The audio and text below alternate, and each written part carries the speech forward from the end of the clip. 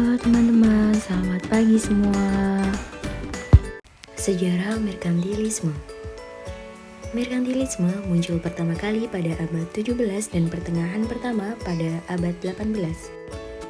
Nah, apa sih merkantilisme itu? Yuk simak videonya sampai habis. Merkantilisme adalah teori ekonomi yang meyakini bahwa kemakmuran suatu negara hanya ditentukan oleh jumlah modal atau aset yang tersimpan di negara tersebut. Merkantilisme juga mencakup kebijakan ekonomi nasional yang bertujuan untuk mengakumulasikan cadangan devisa melalui neraca perdagangan yang positif terutama pada barang-barang manufaktur. Secara umum, merkantilisme dapat diartikan sebagai suatu kebijaksanaan politik ekonomi dari negara-negara imperialis yang bertujuan untuk mengumpulkan sebanyak-banyaknya kekayaan berupa logam mulia.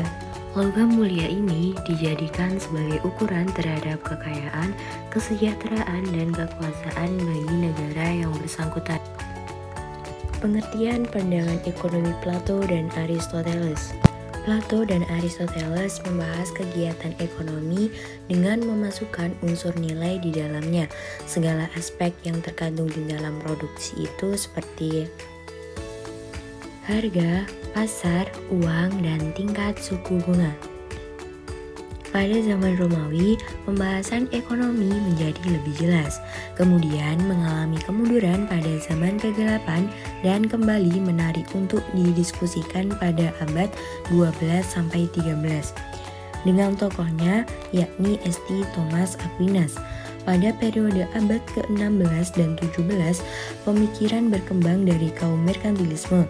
Menurut kaum ini, kekayaan ekonomi terdapat pada logam mulia atau emas yang mendukung kekuatan suatu negara bersama kemampuan militernya. Apabila bahan baku dalam suatu negara tidak mencukupi untuk pemenuhan kebutuhan, maka negara harus memiliki wilayah negara lain sebagai negara jajahan atau politik kolonial. Pengertian pandangan ekonomi dari kaum psiokratisme merkantilisme.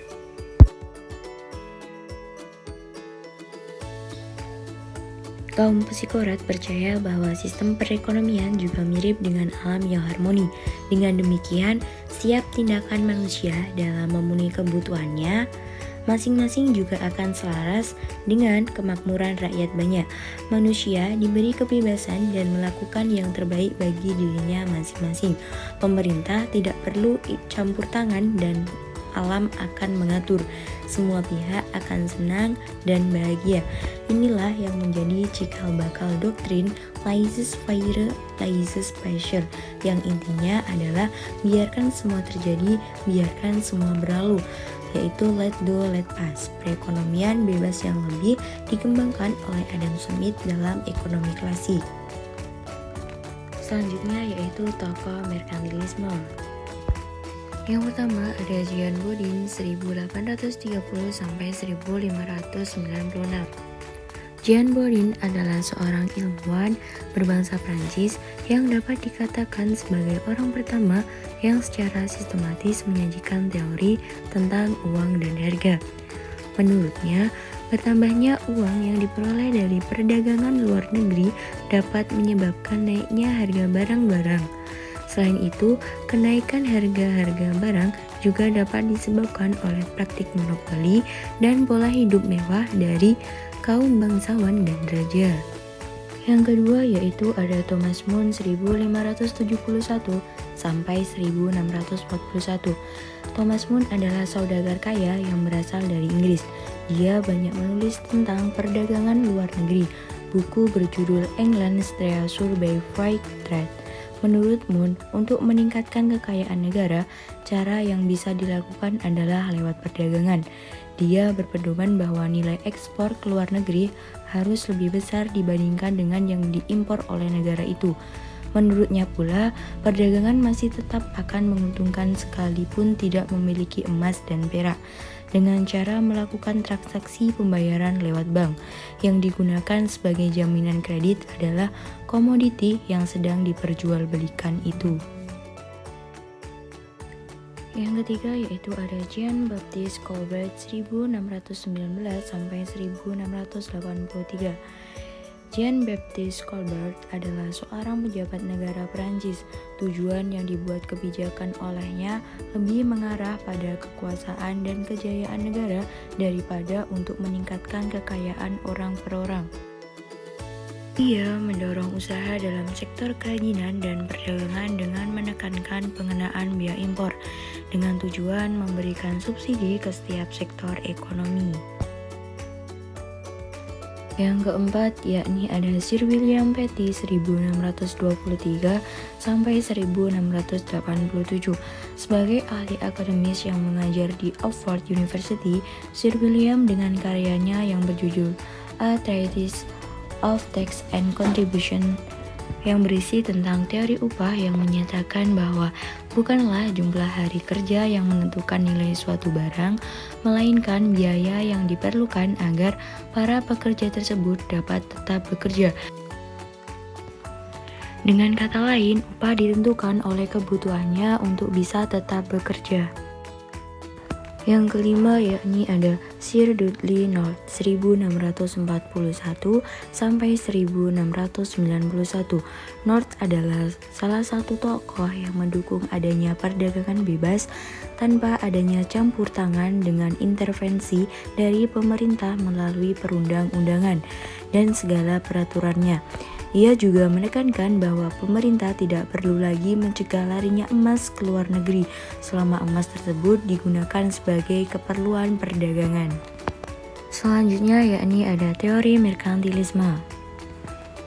Latar belakang munculnya teori merkantilisme sering terlihat pada politik yang menimbulkan perang dan juga dilatar belakangi oleh perluasan daerah jajahan.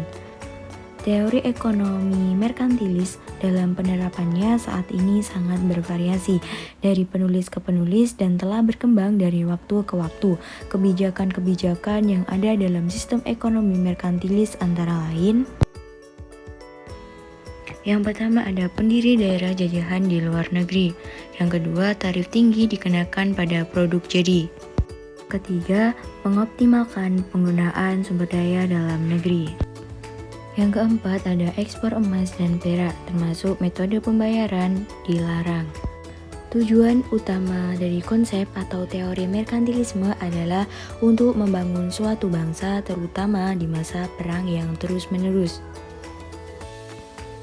Selanjutnya yakni ciri sistem ekonomi merkantilisme. Pertama, negara adalah satu-satunya bentuk penguasa dari suatu perekonomian. Yang kedua, memperoleh logam mulia sebanyak mungkin dan hal tersebut menjadi hal utama.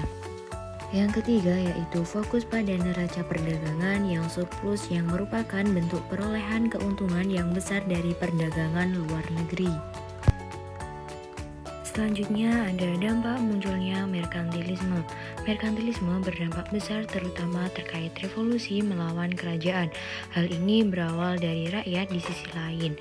Sistem ini selalu fokus pada wilayah yang memiliki sumber daya lebih besar dan berharga. Hal ini menyebabkan terjadinya perang antar kerajaan untuk mendapatkan wilayah baru. Berikut dampak merkantilisme yaitu: yang pertama, bangsa barat gencar melakukan kolonialisme dan imperialisme. Yang kedua, perdagangan internasional melonjak signifikan. Yang ketiga, terjadi revolusi industri di Inggris. Tak hanya Eropa, merkantilisme di Indonesia juga terasa keberadaannya yang ditandai dengan peristiwa sejarah seperti berdirinya VOC, datangnya bangsa-bangsa barat ke Nusantara, berlaku sistem sewa tanah oleh Raffles, sehingga penerapan kerja rodi. Selanjutnya ada perkembangan di era merkantilisme. Pada perkembangannya, sistem merkantilisme dijadikan sebagai salah satu pendorong bagi bangsa Eropa untuk melakukan eksplorasi, eksploitasi, dan kolonialisasi di berbagai belahan dunia. Raja dan bangsawan Eropa pada sekitar abad 16 Masehi turut membiayai pelayaran samudra untuk mencari komoditas dagang yang laku di pasar internasional. Pada perkembangan selanjutnya, nilai uang disamakan dengan emas, masing-masing negara berusaha untuk mendapatkan emas. Oleh karena itu, paham merkantilisme tidak hanya menjadikan logam sebagai sumber kemakmuran, tetapi lebih dari itu memandang pula pentingnya usaha untuk menukarkan barang-barang lainnya dengan emas batangan.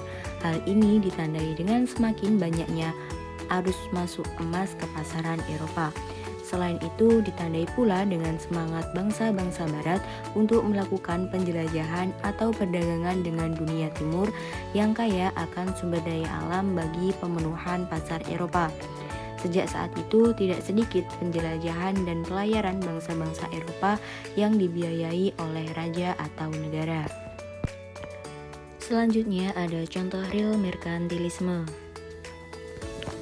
Yang pertama, semua ekspor kolonial ke Eropa harus melewati Inggris terlebih dahulu dan kemudian diekspor kembali ke Eropa.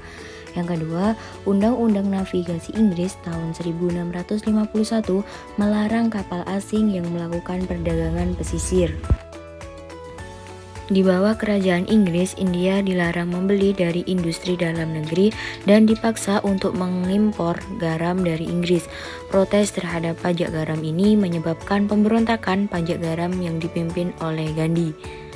Di Prancis abad ke-17, negara mempromosikan ekonomi yang dikendalikan dengan peraturan ketat tentang ekonomi dan pasar tenaga kerja.